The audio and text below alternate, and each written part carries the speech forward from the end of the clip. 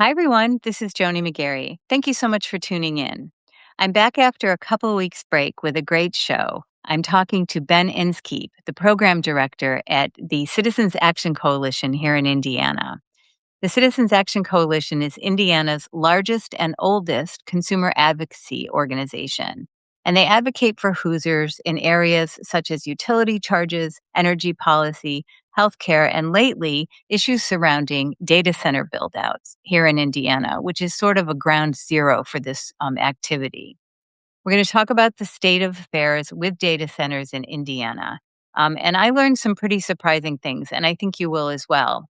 If you don't live in Indiana, this is still relevant information because this kind of build out is happening all over our country at breakneck speed. And often the planning for it is done under the radar. So a lot of communities don't even know it's happening until it's nearly too late. So please stay tuned for the conversation with Ben Inskeep. But before we get to that, I'd like to say a couple of words about crowd health and health insurance. I stopped buying health insurance in January, something I thought I would never in my life do. The premiums were ridiculous. My deductibles were really high. And I'm somebody who doesn't really use health insurance. And I can't even remember the last time I met a deductible. And furthermore, I didn't want to be part of a system that was really, really broken. But I didn't want to be without anything. And fortunately, I found Crowd Health instead. Crowd Health is not health insurance. It's a crowdfunding platform where members help fund each other members' healthcare expenses, and it works very simply. Here's how. You have to be under 65 and relatively healthy. Each month, you pay a $60 membership fee, and then once a month, you're also asked to help fund another member's healthcare expense. You're told up front when you join what the maximum ask per month will be, and most months it's under that maximum. I'm literally saving thousands of dollars this year on premiums. And I feel very covered because in the last 5 years that Crowd Health has been in existence, they have covered 99.9% of all asks to the crowd. So it has a better track record than most health insurance companies. To check out if it's for you, go to joincrowdhealth.com or use the link in the show note. And if you do join, please use the code JONI, Joni, and you'll get a pretty good discount on your first 3 months. I'll also include in my show notes my interview with the CEO, Andy Schoonover. After I got done with that, I wanted to ask him for a job. Very cool company. Anyway, so check it out, joincrowdhealth.com. And now let's get to the show. Ben Inskeep from the Citizens Action Coalition in Indiana. Welcome to the show. Thank you very much for having me. It's great to be here today. Yeah, I'm so glad that you're going to give us a 101 on data centers here in Indiana. And I think also the conversation will be relevant to people all over the country, especially in states that's facing the same enthusiastic development of data centers. So why don't you just tell us a little bit about yourself, your organization, and how it has come to take up the issue of data centers? Yeah, absolutely. Thank you. So I'm from Indianapolis originally and spent most of my life here in Indiana. Um, I work at a great organization called Citizens Action Coalition, or CAC. We're a utility watchdog organization. We're fighting for both a cleaner environment, strong democracy here in Indiana, as well as affordable utility rates, which is super important as well, particularly given the cost of living crisis that we're facing increasingly here at home. So data centers have emerged as a really important issue in Indiana as some of the largest companies in the world have announced they're building these large new data centers or hyperscaler data centers here in our state. And that's triggering the need for our utilities to massively expand the electric grid and their power supplies, leading to concerns about, who's going to be paying for these billions of dollars and additional infrastructure, and whether or not the massive environmental impacts are going to be worth that trade-off. So there's a number of issues related to data centers we can get into, from the tax and fiscal side to the environmental side, to many of the local impacts that are leading to a lot of outcry at the local level as well. So there's a lot of different issues that are surrounding this data center topic, but they do touch on, to a great degree, our utilities and our environment here in Indiana. Which is the main concern, or one of the main concerns of your organization. So it's a That's right. natural fit. There have been data centers for years, all over the state, all over the country. How are those different from, because I think of them as, oh, they're like the cloud. They're places where people upload their photos to. It's where you stream Netflix from. It's if like there's a hospital system, maybe that's where they store their data, or private companies. How are these new ones different than, why is there so much concern about the new hyperscaler data centers? How are they different? I would say there's at least two major differences. One is the purpose of them, and the other is the scale of them.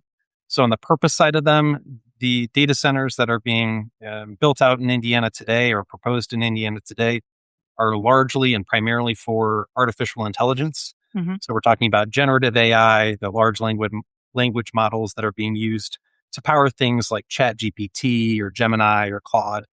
And so these applications take an incredible amount of data center compute in order to both train the models and then as well as to operate them to do the inference it's called when you're sending a message asking ChatGPT to answer something. For example, you're sending that a request to a data center, it has to process that and send back information to you. So the purpose is different. Now we're not just building them for storing, your photos or streaming Netflix.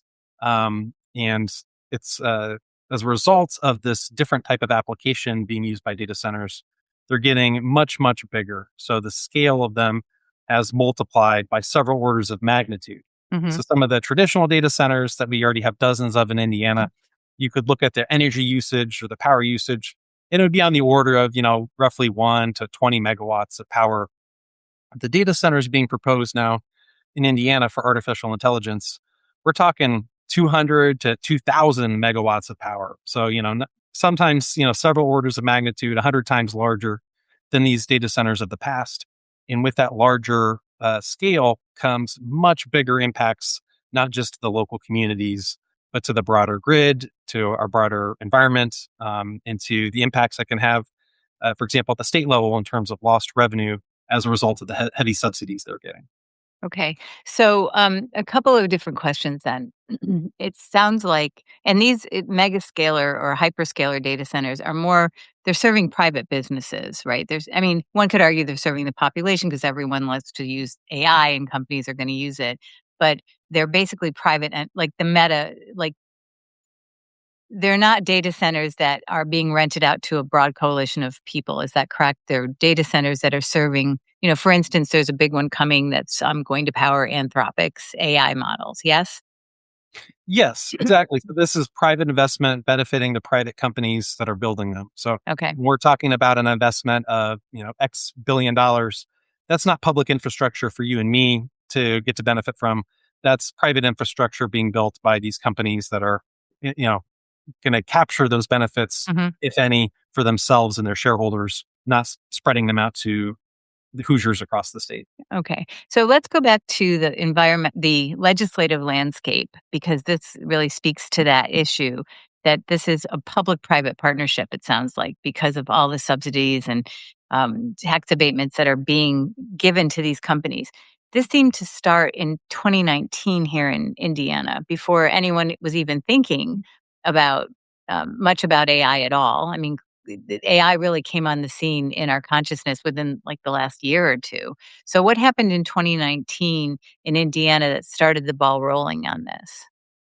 Yes, in 2019, the state of Indiana, or our General Assembly, passed a law that's giving data centers up to 50 years of sales tax exemption, meaning they don't have to pay for sales tax on the equipment they buy or on their electric utility bill, which is a biggie because they have very expensive utility bills.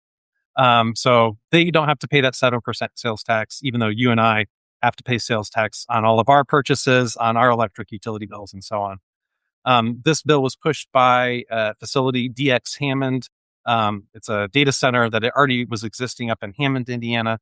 But the law was very open ended and didn't have limits on it. So, in other words, data centers can get, one data center in Indiana can get multiple billions of dollars worth of avoided sales tax as a result of this law passing because their equipment purchases are so great and their electric utility bills over the next 50 years are going to, total well into the, tens of billions of dollars. And what would be the incentive for well, first of all, the incentive for our legislators or people who are supportive of these things, why would they support something like this? What would be the benefit longer term to them or to the state in their mind? Because I think one can make the argument that we need to keep up with the times. We want to be a business friendly state so that businesses will come here and provide jobs. I mean, there is a counter argument to be made, but why do they feel like they have to give such huge subsidies? Like, how are they balancing that with, the positive and negative, and how much public input was there for those things? Yeah, I would say this law passed really before lawmakers or the public really had any sort of conception about the magnitude of what these subsidies would turn into one day, because it predated the rise of artificial intelligence, and the release of things like Chat GPT. So I would say that everybody was underestimating the amount of subsidies that would result from this bill. Okay. But in general, our state lawmakers and governor, are friendly to data centers and are trying to attract them to our state. Under your typical arguments you might hear from kind of business-friendly politicians trying to, make claims about attracting companies here to bring jobs and Hmm. investment, that type of thing. Of course, with data centers, some of those claims, don't really, pass the test. Things like on jobs, for example, data centers have very few permanent jobs on site. And of course, this is a technology that's being, pushed and designed in order to replace jobs, to Right. eliminate jobs for people. So even if a facility creates a few hundred jobs on site, the technology might be used to eliminate millions of jobs across the Hmm. country. Hmm. So I think there's a strong counter argument to some of these claims, even though many of us can empathize with the big picture idea of, yes, we want to have a prosperous economy, we want to be able to thrive and continue to grow as a state. However, when it comes at the expense of shoveling billions of dollars out the door to some of the richest companies in human history, Hmm. I think that's when people are starting to raise their eyebrows, especially when the little guy in Indiana is not getting these types of benefits, and we're asked to pick up the tab. Okay. So let's just pull back the camera a little bit. Why? Okay, so Indiana, it seems like it's one of the ground zeros for data centers in the country. I mean, I know Virginia has a ton of them, and maybe I'm sure there are other states that are pushing development hard. So besides the 2019 that really, giveaway bill for sales tax, what makes Indiana an attractive place for this kind of push? Besides, Well, it's business friendly, but what about Indiana? yeah, there's a number of key factors. So, yeah, in addition to that state level subsidy, you also have local subsidies in the form of property tax abatements. That can be quite significant, and our local units of government have the ability to, issue some very significant subsidies in that front. The data centers today are also looking to connect to the grid very quickly. So they're looking for places that already have good transmission infrastructure built out, that already have fiber optic cables laid, that have relatively cheap land and labor, Hmm. a state environment where the elected officials might be very business friendly, and Hmm. in exchange, might look the other way when it comes to applying environmental regulations or protecting consumers from the impacts, or the negative impacts of that business. So I think Indiana is a textbook example of a state that has legislative and regulatory capture by these big industries, to the detriment of regular Hoosiers, Hmm. who often are overlooked in that conversation. So in the big picture, there's a bit of a race to the bottom across states and localities trying to attract data centers. And what I mean by race to the bottom is they're trying to get rid of some of the rules, their regulations that protect citizens, Hmm. in order to attract the businesses by having a lower cost of business, if you will. So, um, there's so many questions I want to ask, but how are how's the average Hoosier impacted by this? I mean, like just from top to bottom, like from their electric bill, electricity availability, environmental concerns, living next door to one of these. What are all the possible impacts on an individual citizen? Yeah, it's hard to Because list them all because there's so many, but yeah. yeah. Um, Like so Meta comes in and gets all this, or Google or Microsoft, because and we can talk about the giant companies that are doing this in Indiana or proposing to. What happens to the little guy as a result? Like, why should we care if they have, a few hundred acres somewhere or 10,000 acres somewhere? How does it impact me or you? Yeah, great question. We'll start local and broaden out. So at the local level, immediate neighbors to one of these large data centers, I would say noise pollution is one of the biggest impacts. These facilities operate 24/7, 365, and they're exceptionally noisy relative to other types of industries because their cooling equipment is operating 24/7. The servers and compute also are noisy. They have backup diesel generators on site, some cases, hundreds of them on site, and so when those things operate, they're adding even more noise and pollution on site. Uh, you also have a tremendous amount of water consumption for at least some of these data centers.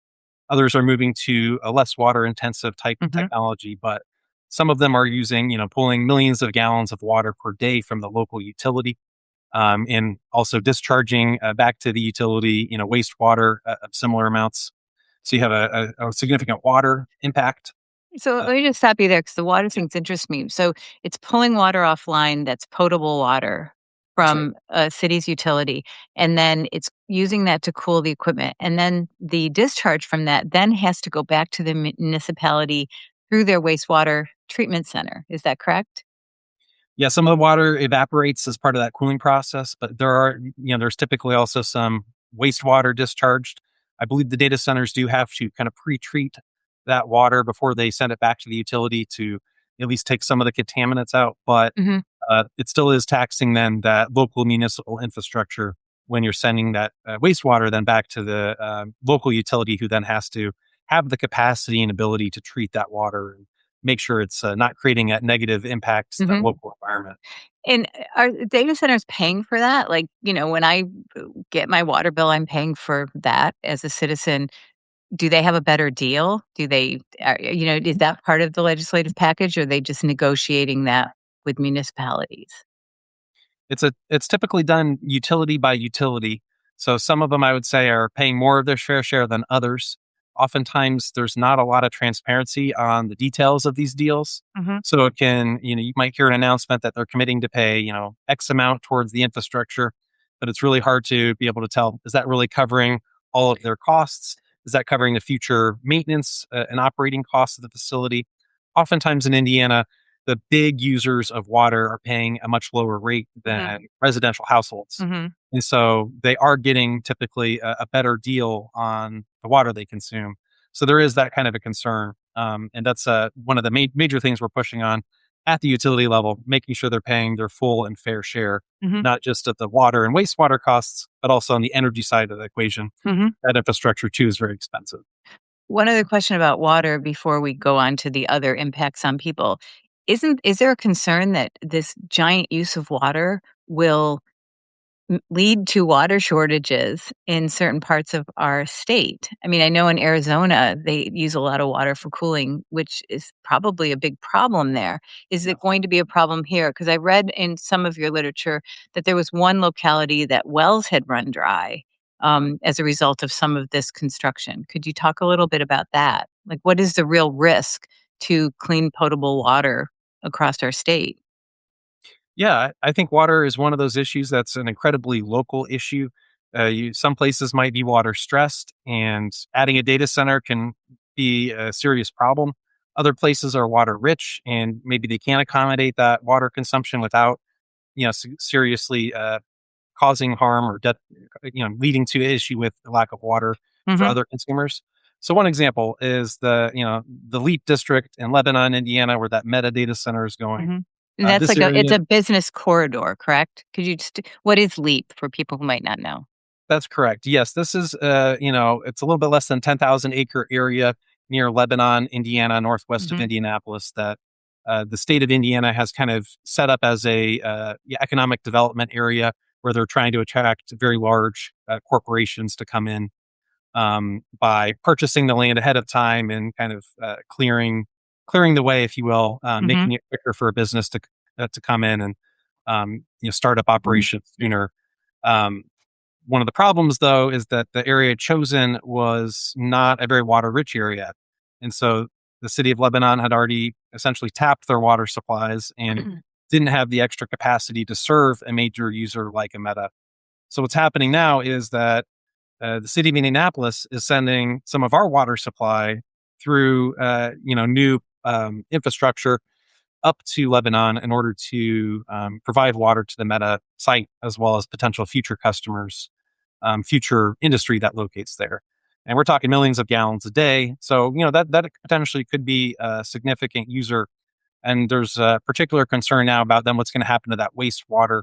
One of the original ideas of where that wastewater could be put is, right near the Eagle Creek Reservoir, which is, major drinking water Hmm. source, important wildlife and ecological asset to the city of Indianapolis. So I think people were particularly concerned about what could be in that wastewater because we often don't have transparency on what the data center is putting in the water and what could be in that wastewater stream because they're so secretive. And okay, so and let's get back to that after we talk more about the whole Leap district. Who's paying for the infrastructure to build out the pipelines that are going to Leap from Indianapolis? Is a utility paying for it? Is Meta paying for it? Um, who funds that? Because I think this gets back to the question of what happens to the citizens. Yeah, at the end of the day, it will be Meta and other industries that locate at that Leap district. However, one of the things that we were disappointed to see is that to pay for the infrastructure up front, the utility is tapping the state revolving loan fund. That's a big pot of money meant to help, you know, create new drinking water sources, protect drinking water sources, help utilities fund that infrastructure to serve households, to make sure people in the state of Indiana have clean, fresh drinking water. Hmm. They're tapping, hundreds of millions of dollars of that fund to go to this infrastructure project to serve the metadata center. So that to me seems like an inappropriate use of that public funding. Even though Meta over time will then repay that loan back, it does mean in the short run that's money that can't go out the door to help, for example, a local municipal utility replace lead pipes that are Right. causing major concerns to household drinking water. So it's a sweet deal for a major company who has the money to fund it up front, but it's That's right. it's like sports stadiums, which make me crazy. Anyway, Another so good example. Yeah. so we have these what else about Indiana makes it so attractive? So you have the Leap District, but that's not the only place. I think you said there are 40 of these major new data centers that are either proposed or under construction in our state. That seems like a lot. Do I have that number right? Well, the number keeps rising. I think now we're actually closer to 60 total proposed data centers, although Okay. 18 of which have been defeated or withdrawn at the local level thanks to community pushback. Okay. Okay. So we have this regulatory environment that's very friendly because there's a feeling that this will help raise all ships in Indiana. Is there also a lot of, I don't know, are there a lot of contributions to political campaigns from these companies that are, you know, and I think some people really do believe that this is the way forward. And I happen to think there has to be a better way to manage it. Like it's not just all bad or all good, but Sure. what, what's my question? I guess, is there a capture of the legislature by a lot of big tech money that's coming into campaigns and promises like that? I don't have totals off the top of my head today about what's happening in terms of contributions in Indiana. We definitely know the big tech companies have a very strong lobbying presence at the General Assembly. They've hired a whole army of lobbyists. We know that there are campaign contributions being made. Hmm. There are PACs, political action committees. So, for example, a big tech company can give money to a PAC or super PAC instead of giving it directly to a candidate, and then Hmm. that entity Hmm. will then influence campaigns and through that mechanism. But then, yeah, some lawmakers and elected officials. I'm not saying this data center build out is just pure quid pro quo or Right. even corruption. It's some politicians and elected officials just also just believe that attracting any and all economic development is a good thing, Right. and have not really maybe fully thought out or have a more nuanced approach that recognizes some economic development is good, whereas other types of development might not be a good fit for a community or might have an overall negative impact on the state. Okay. So pull the camera back and say what's happening all over the state. Where are these massive data centers going? Where are particular points of concern? Certainly, I think we've seen the strongest growth of data centers to date in the northern half of the state of Indiana. Mhm. So, Google in Fort Wayne, Amazon in New Carlisle, Microsoft in LaPorte, Meta in Lebanon. These are all examples of data centers, massive hyperscaler facilities that are already under construction today. And indeed, the Amazon and Google facilities have already started operations, even though their full campus hasn't been completely built out Mhm. yet. We see some smaller ones around Indianapolis, and indeed a large one south of Indianapolis in Monrovia from Google. And we're hearing about potential projects all across the state of Indiana. So it's not just confined to one particular geographic region. They're really looking um, anywhere they can get access to power. They're looking along major transmission corridors where there's large ability to get large amounts of power, and they're not confined to just one specific area. And are these, like you mentioned, the larger companies, the future development, are these larger companies just wanting more facilities here, or are there other companies coming in also trying to build out? You mean like smaller data center companies? Yeah.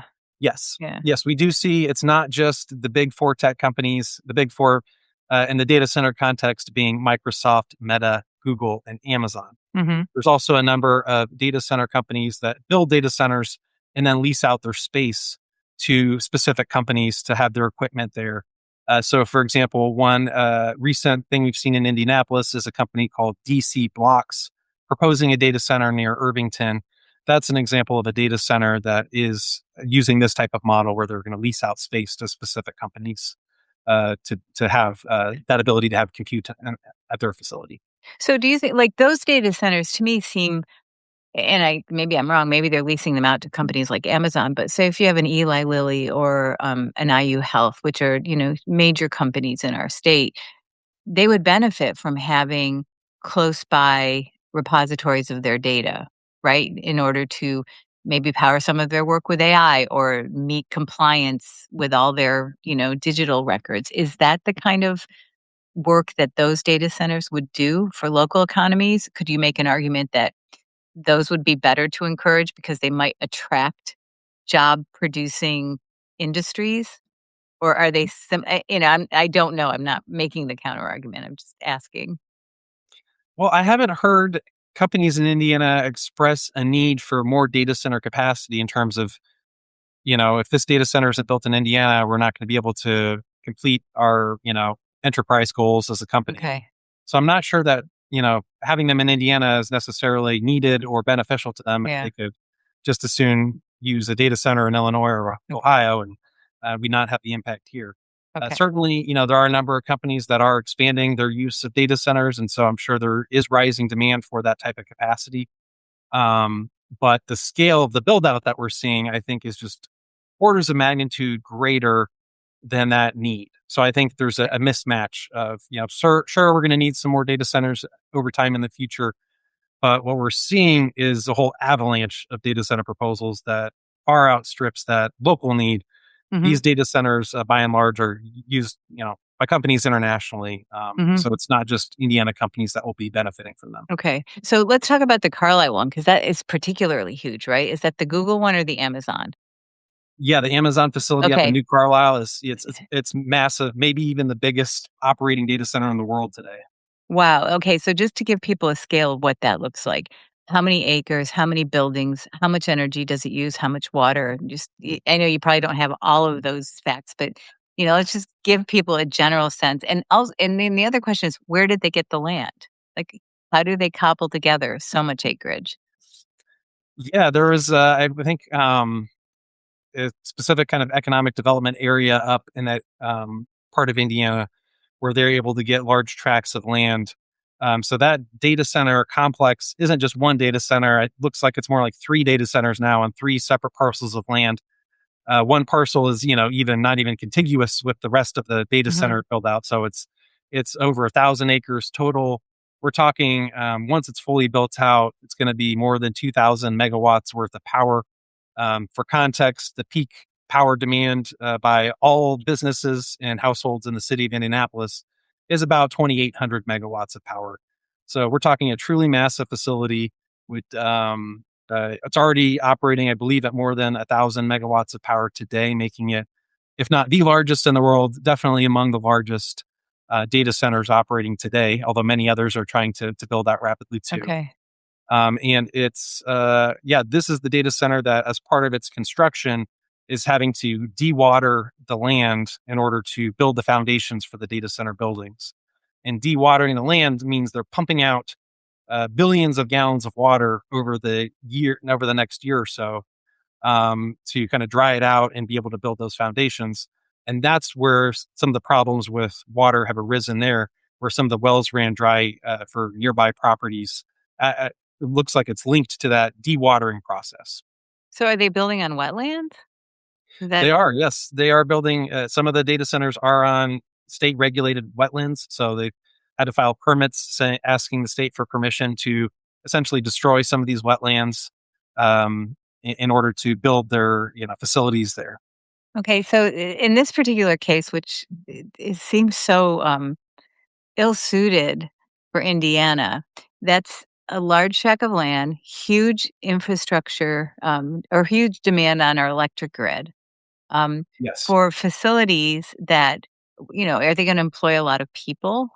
I mean, I know for construction, there's the argument, you're employing so many people for construction, which is great, but it's very short lived. So once they're up and operational, will that be a real boon to the people locally in terms of employment? It's hard to tell the benefit to the local community. We've seen them tout, maybe roughly 1,000 jobs created or something like that. It's hard to know how many of those jobs were from the local community versus people that transferred, or Hmm. that might be even working remotely out of state or out of country that they're counting as a job there. But this is the largest in the state of Indiana in terms of the number of jobs they're touting. So Hmm. that's kind of the maximum, and Okay. even that number is less than kind of a car Bit of manufacturing Yeah. facility or some of these other large employers that have thousands of people working on one site.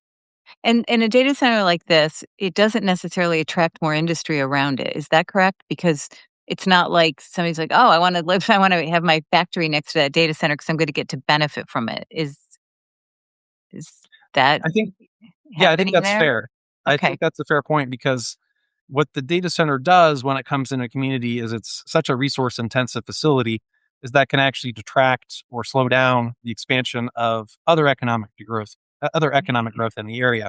So for example, the utility that's serving that Amazon data center, Indiana Michigan Power, they publicly said in testimony at the Indiana Utility Regulatory Commission that they're telling other customers it's going to be 7 to 10 years before they can even serve them because the data centers coming to their service territory have gobbled up all of the spare transmission capacity, if you will. So it just means that others that want to come locate, it could be a much longer process. And so what you're doing and then is you're kind of putting all your eggs in one basket, and that basket doesn't create a lot of jobs. Hmm. So if you're a community that wants to create a lot of jobs for folks, it could actually in the long run end up detracting from that goal. Well, that makes sense because there is a limited amount of infrastructure. Exactly. Talk also about the legislation that enables fast track expansion of energy sources in the service of these data centers. I mean, because it seems to follow off of what you were just talking about. Um, who pays for that? What corners are potentially cut, and what is and it also includes small nuclear facilities that are controversial because there's not a long history for them, Sure. even though theoretically they seem to be safer and possibly better than the stuff of old. There's not a lot of real experience. So what is happening with the legislation there or the laws there that are permitting fast track, and who pays for it?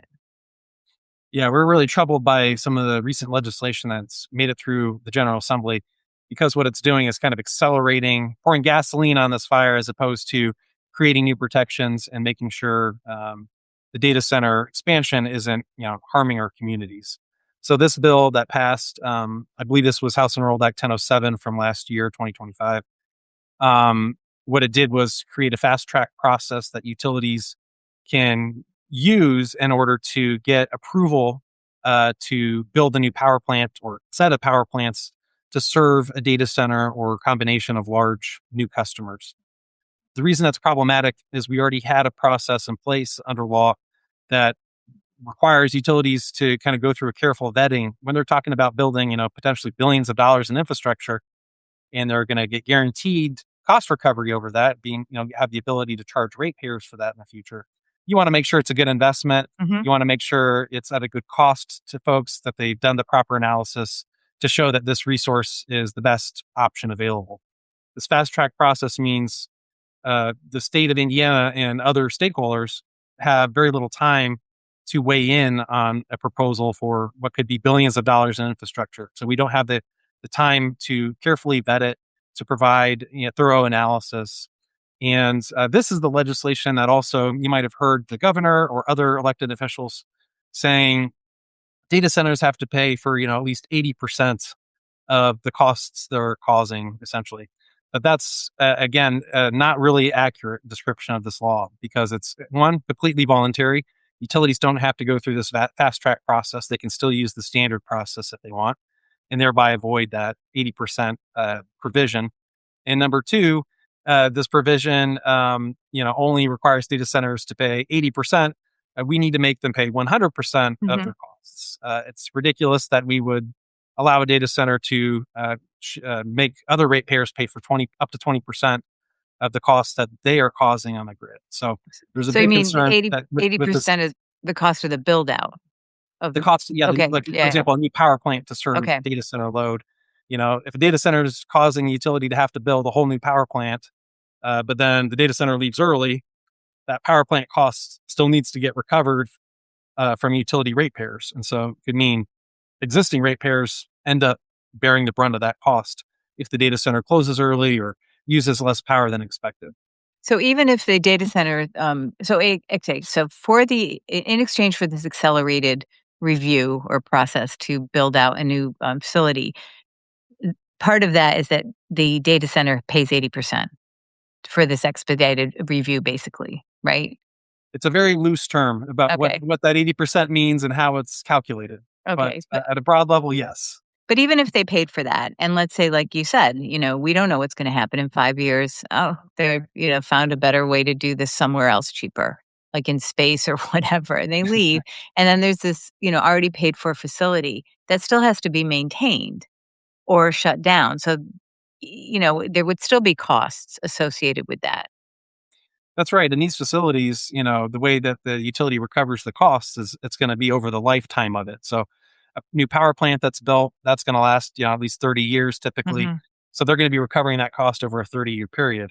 So if a data center closes in 15 years from now, you still have 15 years worth of costs that haven't been recovered on top of those operating and maintenance costs you're also mentioning, which are, again, another concern. And that gets passed on to the consumer in the form of a rate hike. Is that correct? That's the concern. And so we're pushing Okay. hard in a lot of cases to create protection so that doesn't happen. So, for example, with I&M, making these data centers sign long-term contracts. If they try to leave early, they have to pay a big exit fee, Hmm. which could be more than $1 billion payment to the utility to offset those stranded assets that otherwise would occur if they left early, leaving ratepayers holding the bag. Is that has that been successful? Is that getting adopted, or does that have to be legislated? Or like, why would a Some of company agree to that if the state isn't holding them to it? Some of these have been agreed to. So, like, yes, for Indiana Michigan Power, we did reach a settlement that was approved that did create some of these protections. We still have concerns that it's not fully protecting ratepayers. So, there's still a number of cases that are being litigated and for other utilities that are doing things differently. So, this is one concern that we have about the potential cost shifts that could occur from a data center, where we're working really hard to try and limit the potential damage and create Hmm. protections in place. hasn't been always adopted the way we have proposed, though. So we Mhm. still think there's some significant shortcomings. Well, you're fighting Goliath too. I mean, these companies are Yeah. massive. Um, so let's talk a little bit about utility placement. And, there were a couple of things that in the building of, or you're supporting the energy for these data centers.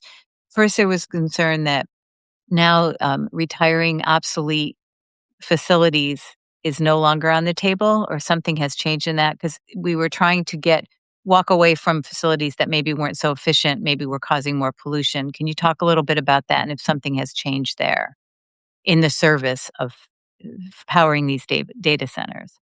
Yeah, that's right. We've Indiana has been kind of gradually moving away from coal-fired generation over the past few decades. We've done it in a kind of methodical manner. We didn't just shut them all off overnight, but Mhm. rather kind of as they get older and you do the math and you say, okay, it makes financial sense to replace this with modern, cleaner generation. You make that transition. So that's what utilities were planning for a couple coal plants, the NIPSCO Schaefer plant in Wheatfield, Indiana, and the Coley Center Point plant down in southern Indiana were two of these coal-fired power plants that utilities for many years have been planning to retire at the end of 2025. They had already built and or contracted with replacement power, so Mhm. that once those units were shut off, they already had the replacement power ready to go. So no concern to reliability. But lo and behold, a few days before each of these utilities were going to retire these power plants, the Trump administration came in and said, because AI data center growth is so rapid, um, we're going to force these power plants to stay open. So it was an unprecedented federal overreach into the decision makings of our utilities here in Indiana, and indeed kind of contradicting not only what the utility said was their plan and what was wise, but our state regulators had already signed off on these plans. The larger grid operator, MISO, had already approved it and said, "Yep, this is not going to cause any reliability issues. You can turn them off." And a number of other experts have already said, "Yeah, this doesn't make any sense." Now, some people might say, "Well, I support coal power. Why are we forcing these power plants offline?" And to those folks, I would say, sure, I understand this generation has been part of our history, but Mhm. we have already built and are paying for the replacement power to serve customers. So we have duplicative set of power plants now if we're going to keep the coal plants open. And the coal plant cost to keep them open isn't just being allocated to the data centers that the Trump administration is saying is the reason to keep them open. Mhm. Rather, the cost of it is now just being added on top of the cost of new power plants onto bills, not just in Indiana, but across the Midwest. So Okay. it's doing is adding costs for power plants that all of our grid experts are saying are not needed. Okay. So it is an overreach because it's taken away state agency, which Exactly. I think that's been a trend in our country for decades now, which is very troubling because it's so hard to have an impact higher up the chain. You can do so locally, maybe.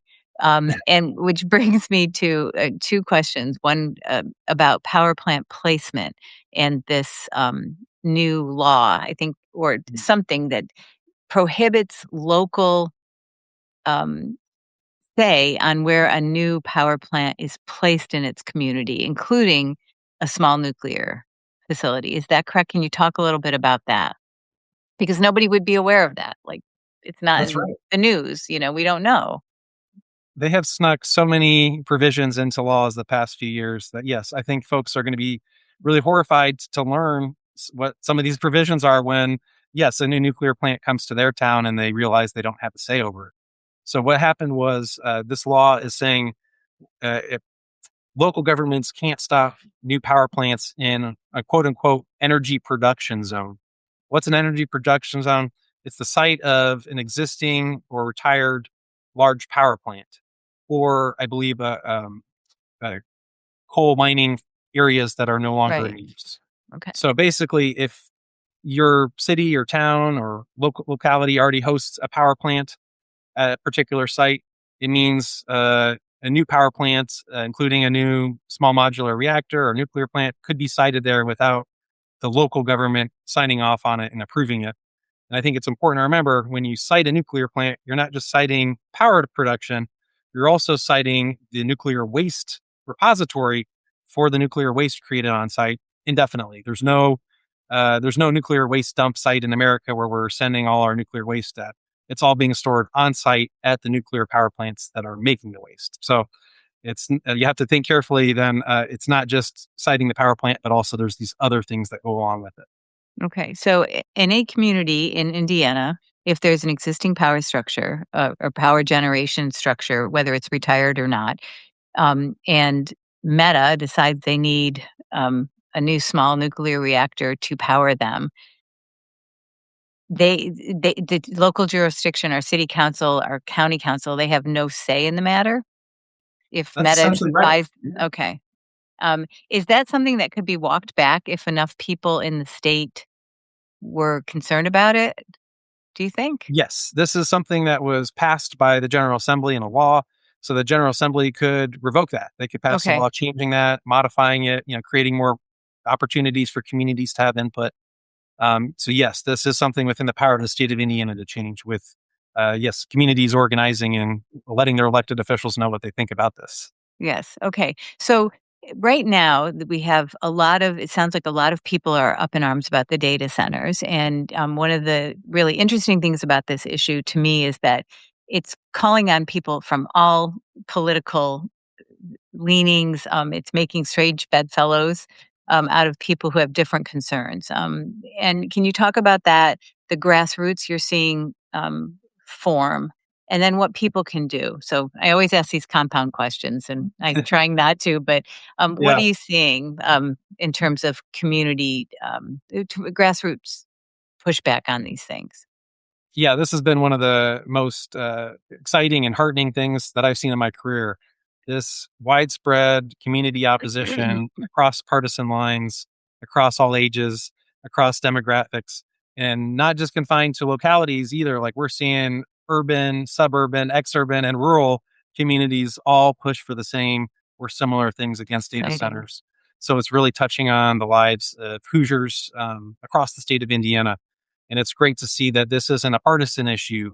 This Hmm. is really an issue of regular working folks pushing back against, what are very large corporations and political elites that are trying to, incentivize and put these facilities in communities against the community's consent and, ability to have a say. So that part has been great to see because, local communities, are making their voices heard. They're showing up to meetings like Hmm. the local council meetings. They're reaching out to their local elected officials through email, phone, in person, hounding them at the grocery store, Hmm. letting them know their concerns and that their community doesn't want this type of development and that they need to do their job to listen to their constituents and protect their residents. So there's a lot folks can do to get involved in this issue. So if you have a local data center or proposal in your community, that's obviously a great opportunity for you to get involved by getting in touch with your local elected officials, attending those meetings. Look for Facebook groups that might have popped up, or start your own, or other sorts of social media opportunities to coordinate with people, Hmm. knock on doors, meet your neighbors, get your community involved and aware of the situation and take action. Even if you don't live in a community that has a data center proposal yet, you can take action in a number of ways. We are a member based organization. We're a nonprofit. We don't get any money from the state of Indiana or the federal government. So financial contributions go a long way. We are Hmm. fighting this fight, helping more than 40 communities across the state of Indiana push back, giving them assistance and technical resources. So, providing financial assistance, if you're capable of doing so, is always greatly appreciated Hmm. Hmm. by your state and local nonprofits. And then becoming educated, helping others in your life learn about this issue and becoming educated, and then contacting your state lawmakers. That's really key. The state of Indiana has tremendous power to do something about this issue. This isn't something where we're just kind of beholden to whatever the federal government does and we can't do anything about it. No, actually, our state senators and our state representatives have a lot of power. They're voting on laws like that, like the subsidy we talked about Hmm. from Hmm. like the fast track approval process for power plants for data centers, like we were talking about just a second ago. So they have a lot of control and they need to be aware that their constituents don't want this and they want them to actually do something to help protect them. I'm hearing on the local level sometimes that people are completely unaware that something is well underway because of secrecy. Are there places, how is that happening? Yes. And are there places in, Indiana? I think I live in Monroe County, and I think there has been a moratorium placed for a short period on this issue. But in other counties, things seem to be galloping ahead before the population even knows about them. Are there cases where they can still have an impact if somebody wanted to oppose it? Yes, it's always good to get involved as soon as you become aware of the data center. But you're right, a lot of these data centers are savvy to the fact that there's public pushback once they announce a project. So what they're doing is they're going into communities sometimes more than a year in advance. They're having the local elected officials sign a non-disclosure agreement or NDA, which prohibits them from sharing information that they learn about the data center with their constituents. They're using project code names. Project Rise or, Project Louis, these kind of code names that then are used in like public documents to talk about the project without disclosing that it's a data center by Amazon or Meta or Google. So they use these various mechanisms to get around having to share information until the last minute with the public in order to get the zoning approval they need, maybe also even to get like a property tax abatement at the local level. However, at the local decision making process is still one of the best places to get involved and to stop or get meaningful concessions from a project. Mhm, So even though there's often a short amount of time, using that time to get organized and pressure local elected officials is really valuable because mhm, that's where we've seen projects not get approved. They mhm. don't get the zoning, you can stop it from moving forward. If they don't get that property tax abatement, they might rethink the project and decide to go somewhere else where they are getting a subsidy. So Okay. um, it's incredibly important to, even if you are learning about the project late, to still get involved, to still keep the public pressure going, because that's Mhm. how you can get a meaningful concession or stop a project. Okay. Is there a way to find out what representatives would sign NDAs to keep this stuff from their constituents? I mean, those people should be voted out immediately. I mean, that's shocking to me. I don't know why I should be shocked. We've seen so many horrible things, but is there a FOIA process by which some of these emails to these public officials can be pulled to learn about this? I mean, Yeah, do you have that's examples in the state of Indiana where counties have done that? Where representatives have signed NDAs? Yeah, I would say it's probably in nearly every case, with a particularly some of the very large projects, like with those big four tech companies. They have almost always used an NDA process with local economic development officials or other officials, elected officials in a city or county. So some people, yes, have gone through the FOIA process in Indiana. I think it's APRA is maybe the acronym they use in Indiana. Yeah, So they've learned about NDAs that were executed, or maybe they've gotten responses back saying, nope, none of our officials did sign a non-disclosure agreement, so that can still be valuable. yeah, Others have gotten emails or documentation. In fact, one example was a Google project that was proposed in Indianapolis that eventually got defeated. The folks opposing it learned that it was Google by going through this FOIA process, and one of the documents they got back kind of had scribbled in the margin Google, somewhere, and that's essentially how people learned it was Google because it wasn't publicly disclosed elsewhere at that time. I wonder if there's some legislation that can be passed that makes it illegal for public servants to enter into NDAs with private enterprise that would potentially harm their ability to represent their constituents. Yeah, it certainly seems like there's not the right balance currently where they're signing these very restrictive non-disclosure agreements. I can certainly appreciate that there are instances where, maybe there's a speculative project and they don't want to Sure. give away too early that this is one of the locations we're considering but haven't finalized everything on yet. So there might be some areas where it's still appropriate for some level of non-disclosure for at least a Yeah. certain period of time about a project. But I totally agree with you that what we're seeing today is a complete lack of transparency, and that's Yeah. leading to a lot of public mistrust. It's leading to communities, having major concerns about projects, and it's clearly not consistent with the public interest when it's hiding the names of these companies even after the project's been approved at the local level, when people are voting on projects before they even see a site plan or know who the entity is. The list of issues goes on, but yeah, I'll just say I think we're not seeing the appropriate balance, and that we clearly do need to do something about this non-disclosure agreement issue. Wow. I'm cynical. I really am. And I'm like, wow, this is blowing my mind. It's just, I don't know why it surprises me, but it's horrifying. Um, let's just talk a little bit about the bigger picture in Indiana. How many things are moving forward, and how many successes? Not like but you're seeing some success with the rollback. And I sort of want to wrap this up on a positive note of empowerment for the communities. That your attention to this matter has moved the needle, and people are doing something. So give me the big picture on where we are and what's gone forward, what hasn't. Yeah, at a high level, I would say the organizing public pushback in Indiana has been exceptional, and Hoosiers should be really encouraged by this great outpouring from communities and from people on this issue.